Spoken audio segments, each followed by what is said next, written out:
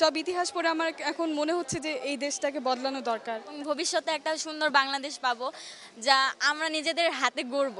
যদি সবাই এখনকার মতো একজন আরেকজনের পাশে দাঁড়ায়, ইউনিটি থাকে, তাহলে আমার মনে হয় অনেক দূর আগানো সম্ভব। দেশপ্রেম অতটা ছিল না, এখন যতটুকু নিজের মধ্যে আসছে। আমরাও মোবাইল মানে হচ্ছে এরকম গেমস নিয়ে সবসময় পড়ে থাকতাম, কিন্তু সবসময় পড়ে থাকলে তো আর হয় না। নিজের দেশ, নিজের আশেপাশের মানুষ, পরিবেশ মানে কি হচ্ছে সেগুলোও জানা প্রয়োজন। স্বাধীন বাংলাদেশ যেটা আমরা বলতে পারি এখন, আগেও বলতাম, বাট এখন হচ্ছে নতুন করে স্বাধীন হয়েছে, নতুন করে আমরা একটা দেশ পেয়েছি। এরকম বিভিন্ন জায়গায় সুন্দর করে গ্রাফিতি করা হচ্ছে, বা আমরা হচ্ছে এই যে এরকম কাজগুলো যে করছি সবাই একত্রিত হয়ে, আমি এটাই চাই যাতে সবার প্রতি মানে একজনের প্রতি আরেকজনের সহানুভূতি থাকে, এবং তাদের ভিতরে এই ধারণাটা থাকে যে আমি যদি পারি তাহলে অন্য আরেকজনকে সাহায্য করব। এই যে দেশকে এত ভালোবাসেন, এই সুন্দর দেশ দেখে কি আপনার বিদেশ যাওয়ার চিন্তা ভাবনা করেন এখন?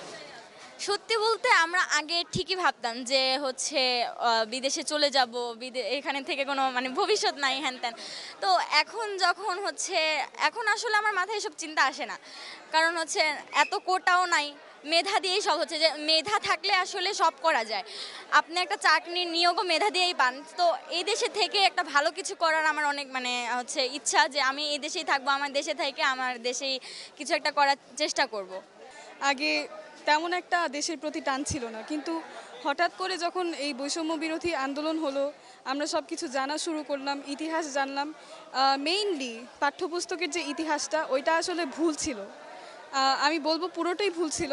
এখন আমি বই পড়ে যে ইতিহাসটা জানলাম, মুক্তিযুদ্ধ নিয়ে লেখা, বঙ্গবন্ধুকে নিয়ে লেখা, সব ইতিহাস পড়ে আমার এখন মনে হচ্ছে যে এই দেশটাকে বদলানো দরকার। তাই কতটুকু বদলাতে পারবেন, বা আপনাদের ভিতরে কি আসলে স্বপ্ন রয়েছে কিনা এই দেশকে ঘিরে, বদলানোকে ঘিরে?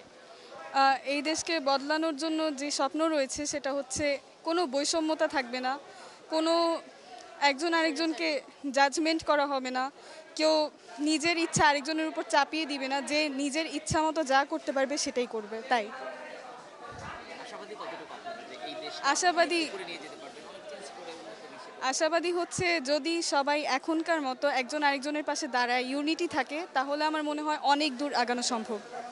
কতটুকু আগে নিয়ে যাবেন এই দেশকে? এখন নিজেদের থেকে চেষ্টাটা সবচেয়ে বড় কথা। সবাই যদি আমরা এভাবে নিজেদের চেষ্টা চালিয়ে রাখি, অবশ্যই আমরা পারবো, এবং ভবিষ্যতে একটা সুন্দর বাংলাদেশ পাবো, যা আমরা নিজেদের হাতে গড়ব। যদি আমরা এখনকার মতো এরকম ঐক্যবদ্ধ থাকি, এবং হচ্ছে একজন আরেকজনকে নিয়ে ভাবি, মতামত প্রকাশের যে হচ্ছে আমাদের অধিকারটা থাকে, তাহলে অবশ্যই আমরা পারবো।